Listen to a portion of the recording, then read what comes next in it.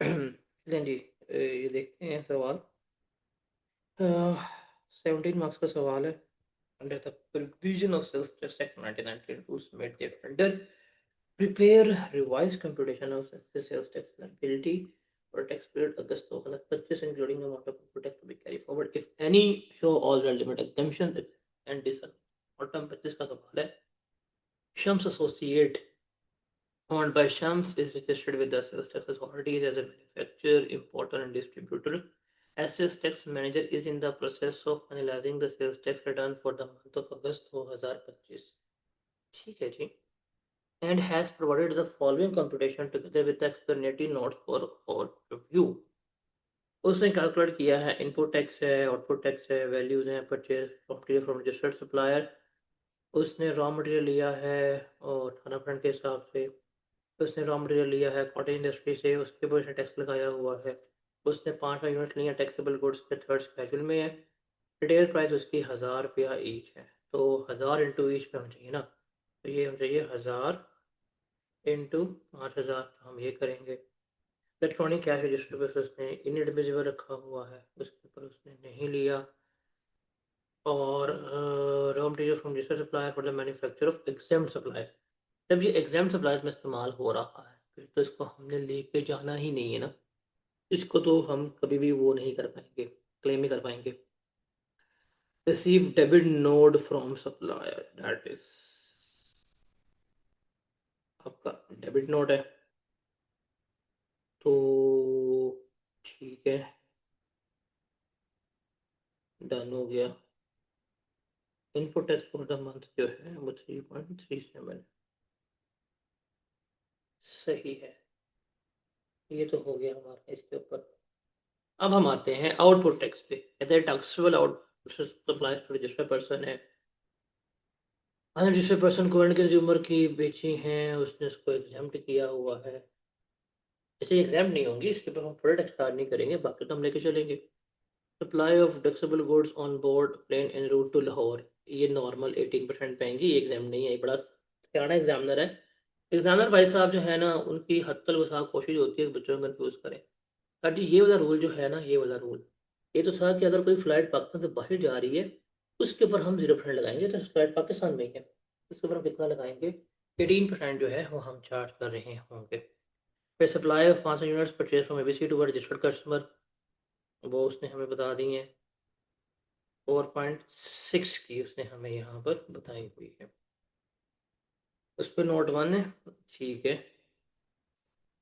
तो तेरी इस 500 यूनिट्स में से कस्टमर ने 500 यूनिट रिटर्न कर दिया on being unit for consumption as they destroyed these goods after fulfilling the requirement. Goods destroyed हुए, ठीक है। तो 500 यूनिट से डिस्ट्रॉय हुए ना, तो इसके ऊपर हम क्या करेंगे, हम इसका इनपुट टैक्स जो है वो डिसअलाउ करवा देंगे, वो हम क्लेम नहीं कर पाएंगे। ठीक है जी।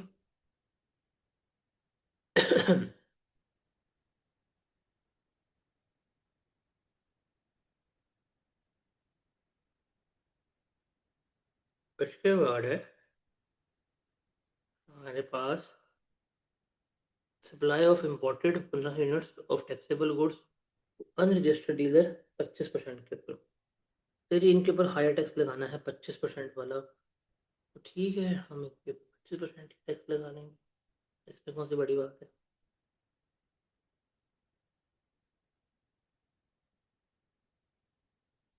सही हो गया।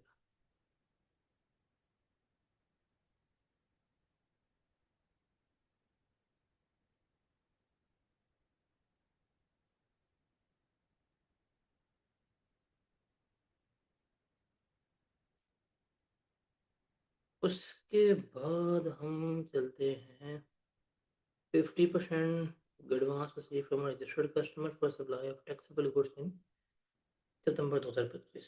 एडवांस मिल गया, अब आपको रूल के मुताबिक तो हमसे क्या करेंगे, हम इसे लेकर चलेंगे।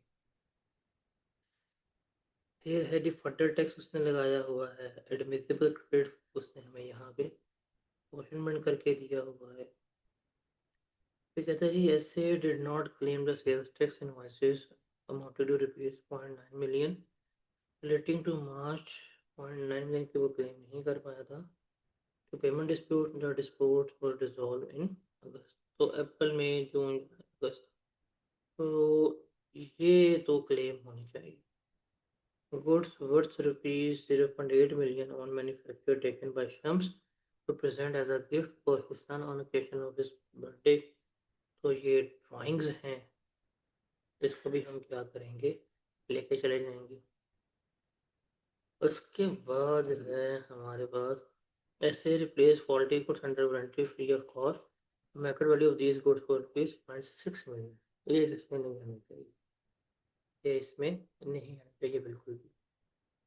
Unless specified otherwise, all payments were made by cross-check, pay or moreover or figures appearing in the value supply column and more product sales tax or exclusive of sales tax। Sales tax जो है 18% है, unless specified. हाँ, सवाल मजे का, सवाल literally मजे का। एक दफ़ा ना मैं भी हिल गया हूँ इसे सोचते हुए कि करना कि नहीं। तो ज़रा देखते हैं, मैं भी करता हूँ, आप भी करें, जिसका हो गया इंजॉय कर लेंगे, इसमें कौन सी बड़ी बात है। Anyways, this is a great question. This is the great question. I can say that. तो आप इसको लाइक स्क्रीन को पॉज करें, एक दफ़ा आपके पास पड़ा होगा, आप इसे रीड आउट कर लें, फिर हम जो है वैसे क्या करते हैं, सॉल्व करते हैं।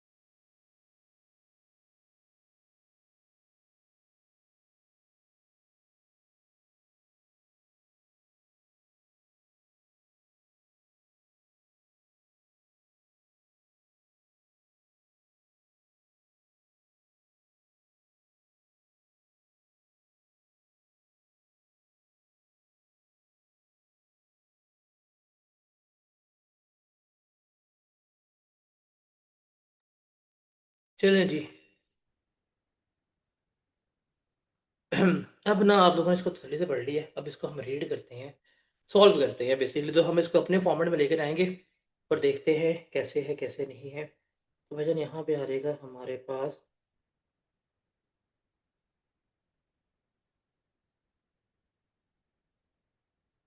शम्स एसोसिएट आ गया। और हमें जो करना है that is computation of sales tax liability for the period, क्या है, अच्छा जी, फॉर द पीरियड अगस्त 2025। ये उसने हमें यहाँ पर गिवन किया है। अब इनपुट टैक्स, आउटपुट टैक्स और पेएबल हम उसी फॉर्मेट पे चलेंगे जो मैं आपको सिखाता आ रहा हूँ। यहाँ पे हम ले लेंगे इनपुट टैक्स, ओ सॉरी, हम जरा ना अच्छे वाला वर्ड इस्तेमाल करेंगे, ये लोकल नहीं वर्ड इस्तेमाल करेंगे। व्हाट इज इनपुट टैक्स, हम यहाँ लिखेंगे सेल्स टैक्स क्रेडिट, और ब्रैकेट में हम लिखेंगे कि भैया देख लो मुझे इनपुट टैक्स लिखना आता है। ये आ गया। फिर हम यहाँ पे लेंगे वैल्यू, रेट एंड अमाउंट, ये तीन कॉलम आ जाएंगे। अब मैं सवाल पर, अच्छा अच्छा यार ये चीज़ ना गलती होती है, ये क्या लिखी है वैल्यू रुपीज़ इन मिलियन, तो आपने भी ये रुपीज़ इन मिलियन ही जो है उसे क्या करना है, इक्वली यहाँ पर डोनेट करना है। अगर तुम ये नहीं लिखोगे ना रुपीज़ इन मिलियन, तो चांसेस आपके प्रेजेंटेशन प्रॉपर नहीं है, आपके मार्क्स कट नहीं। तो अब हम आते हैं, उसने रॉ मटेरियल इससे सारा कुछ कैलकुलेट करके दिए, गलत है, हमने सही करना है। उसने रॉ मटेरियल लिया है कश्मीर से 11.87 का, तो वो ठीक है। तो जी हमने रॉ मटेरियल फ्रॉम ए के लिया, वैसे माशाल्लाह से कश्मीर बहुत प्यार है,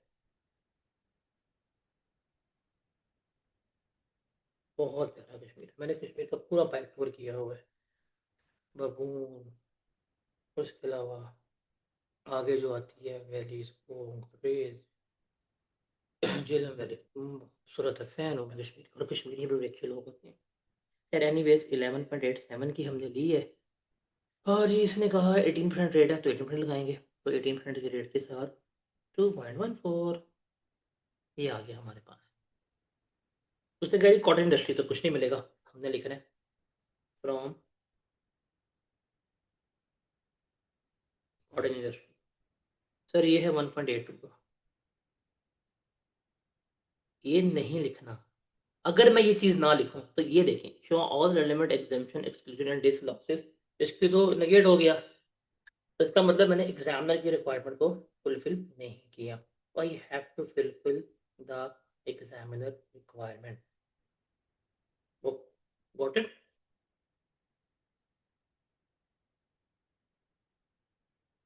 उसके बाद है हमारे पास परचेज ऑफ 5,000 यूनिट और taxable goods in third schedule, 1,000 रुपया ईच। इसने रखी है वैल्यू सप्लाई 4.25, हमारी तो आनी है 5,000 रुपये के हिसाब से।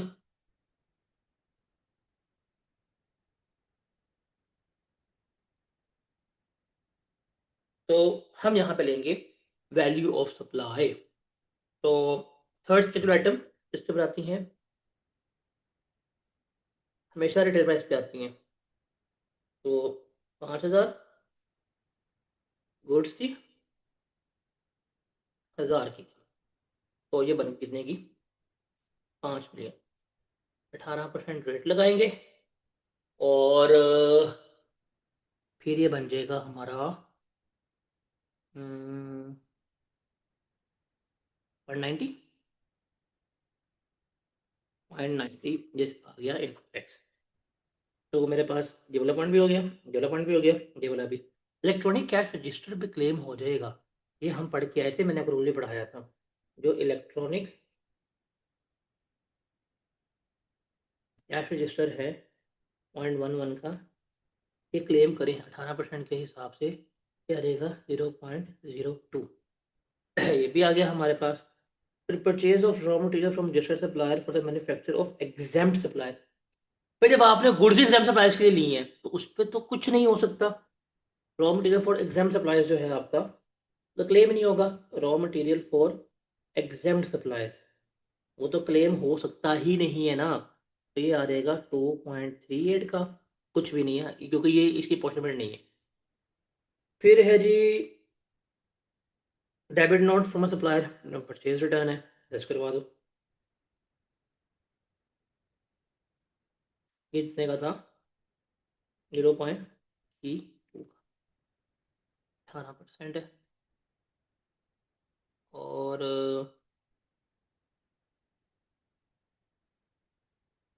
डेट इज 0.06 आ जाएगा। इसके बाद है sir ji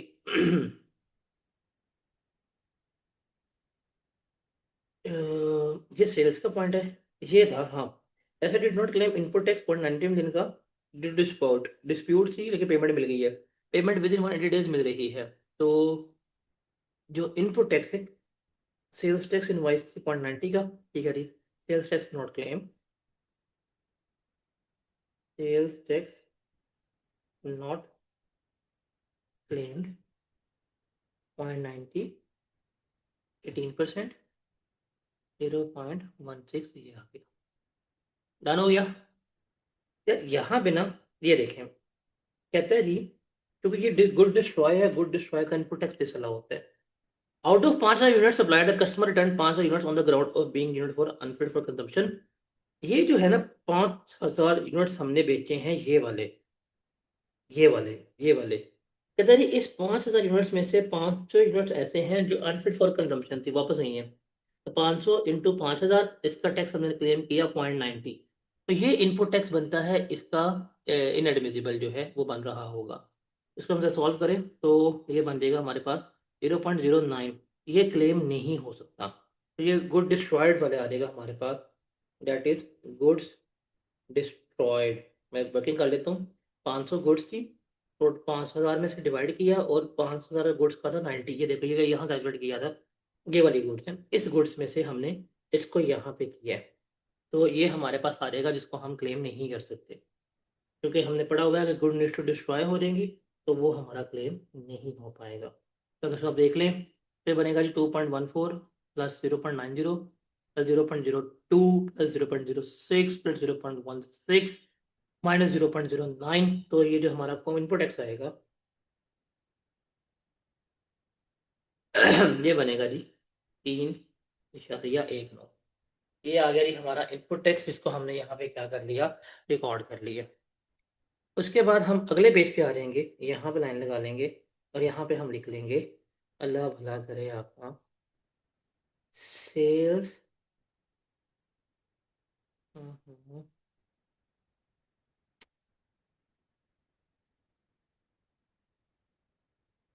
debit tax, value rate amount, value rate amount rupees in million. Done हो गया। अब हम आते हैं आउटपुट टैक्स पे। कहते हैं जी सप्लाईज टू रजिस्टर्ड कस्टमर है 4.10 की, हम ले लेते हैं जी सप्लाईज टू रजिस्टर्ड कस्टमर।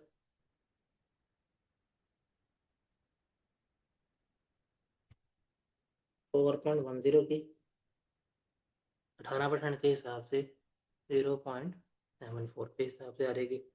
फिर supplies to unregistered person to जो एंड कंज्यूमर है, वो उसने कितने की है? 1.63 की उसने एग्जाम्ड की है, एग्जाम थोड़ी होनी है, फिर फुल टैक्स स्टार्ट नहीं करते। तो लगाएंगे 1.63, 18%, ये आ जाएगा हमारे पास 0.29।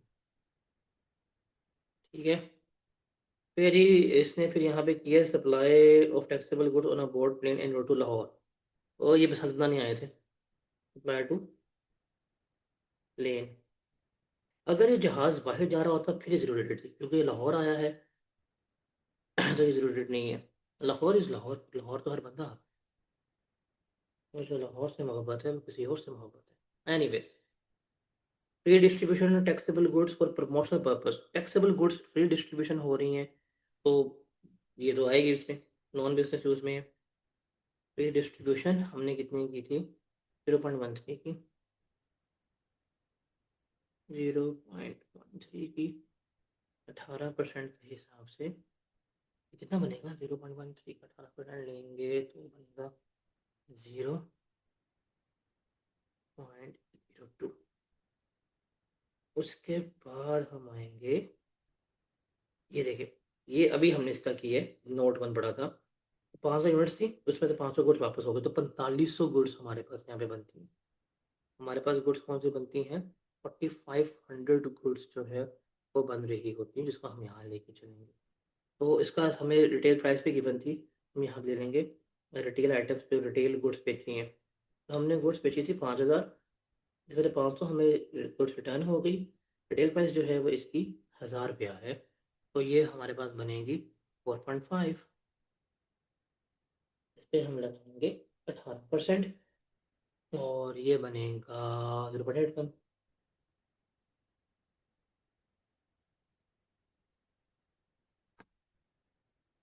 Fair supply of imported 50 unit of taxable goods to unregistered dealer. ठीक है जी, आपने टैक्सेबल गुड्स ली हैं और आपने अनरजिस्टर्ड डीलर्स को फर्दर टैक्स पे चार्ज भी होगा, क्योंकि ये उसने कह दिया कि जो 25% रेट है तो हम 25% ही लगाएंगे। Supply of imported goods 1500 unit से हमारे पास, सॉरी 1500 यूनिट, हाँ 1500 यूनिट से, 1500 यूनिट की सप्लाई हमें दी हुई है 2.7, वो सही उसने दी हुई, तो हम वही करेंगे। 2.7 आ जाएगा हमारे पास, ये आ जाएगा हमारे पास 25%, और ये आ जाएगा हमारे पास 0.68, ये भी आ जाएगा। फिर एडवांस मिला है 50%, ये टैक्सेबल है, अब टैक्सेबल है, एडवांस आ जाएगा हमारे पास यहाँ पे कितने का बनेगा, 1.0 का 18%, 0.18 आ जाएगा हमारे पास एडवांस। फिर यहाँ पे ना इसने ये देखे 0.08 मिलियन की उसने गुड्स ली हैं ऑन मैन्युफैक्चर, गिफ्ट जो की है गिफ्ट, तो ये भी सप्लाई का पार्ट बनेगा। 0.08, 18%, ये बनेगा जी हमारे पास 0.01 आ जाएगा ये वाला। फिर फ्री रिप्लेसमेंट है, वो हमने की है, अल्लाह मेरा करे,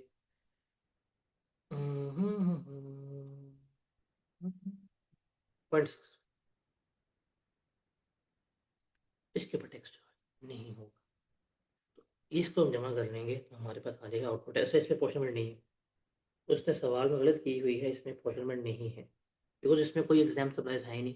तो 0.74 plus 0.29 plus 0.31 plus 0.02 plus 0.81 plus 0.068 plus 0.18 plus 0, ये बनेगा हमारे पास 3.04। फिर ये आ गया मेरे पास आउटपुट टैक्स। तब हम यहाँ पे रखेंगे थर्ड वाला,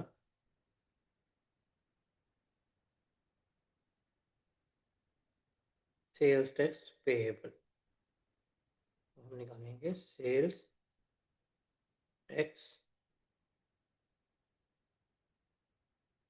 लायबिलिटी, जिसे दो कॉलम बनाते होते हैं हम, रुपीज़ और रुपीज़ इन मिलियन। यहाँ पे हम ले लेंगे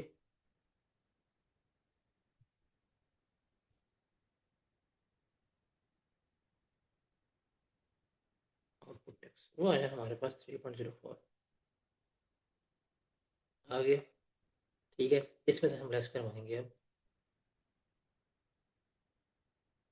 इनपुट टैक्स क्रेडिट, इसमें हम लेंगे नंबर 1 20% ऑफ आउटपुट टैक्स, 3.04, इसका हम लेंगे 90%। 3.04 का 90% कितना बनता है, 2.74, और हम लेंगे एक्चुअल इनपुट टैक्स।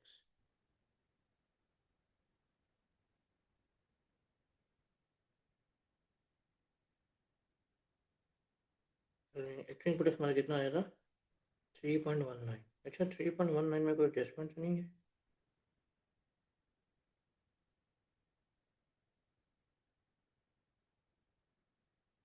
3.19। यहाँ पे ना एक मुझे छोड़ा है, ये जो है ना इलेक्ट्रॉनिक कैश रजिस्टर, ये है जी, इसका टैक्स था 0.02। अभी जो वैसे इलेक्ट्रॉनिक कैश रजिस्टर है ना, ये इलेक्ट्रॉनिक कैश रजिस्टर, इसको अगर हम काउंट करते हैं फिक्स एसेट्स में, तो वो इधर नहीं आना चाहिए, वो इसमें नहीं आना चाहिए, फिर उसके ऊपर 90% की रिस्ट्रिक्शन का रूल जो है वो अप्लाई नहीं होता, वो अप्लाई नहीं होता। तो अगर मैं देखूँ, ये इनपुट टैक्स था, ये है मेरा इनपुट टैक्स, इसमें से मैं जो कैश रजिस्टर है अगर मैं वो लेस करवा दूँ, तो कितना आया था 0.02, 0.02। तो मेरे पास इसके अलावा जो टैक्स बनेगा वो बनेगा 3.17। तो यहाँ पे हम ज़रा लगाते हैं जाके, थोड़ी सी चीज़ याद रखनी है आपने, एक्चुअल इनपुट टैक्स जो लेंगे वो है आपका 3.17, लोअर लेस होगा यहाँ पे टू।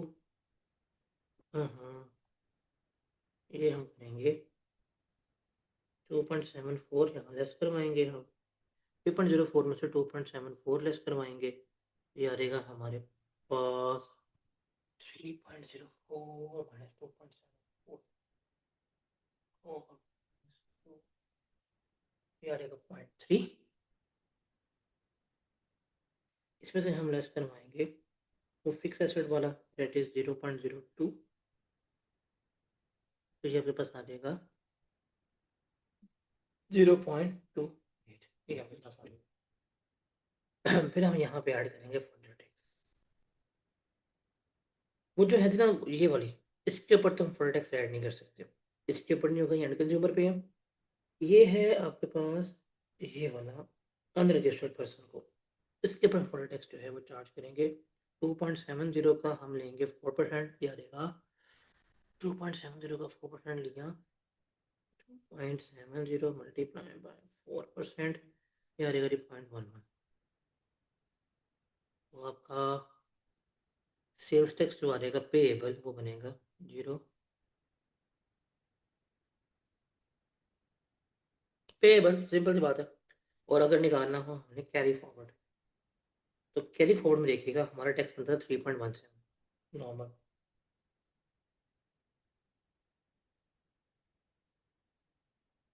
हम कितना क्लेम कर पाए हैं, 2.74,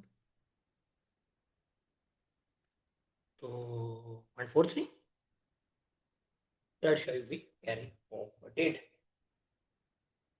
सो आई गेस इसके बाद आपसे एक या दो सवाल है, that is your home based, वो आप लोगों ने खुद करने हैं। इसके बाद आपको सेल्स टैक्स के कोई सवाल की नीड नहीं, you don't need any further question for the sales tax, got it.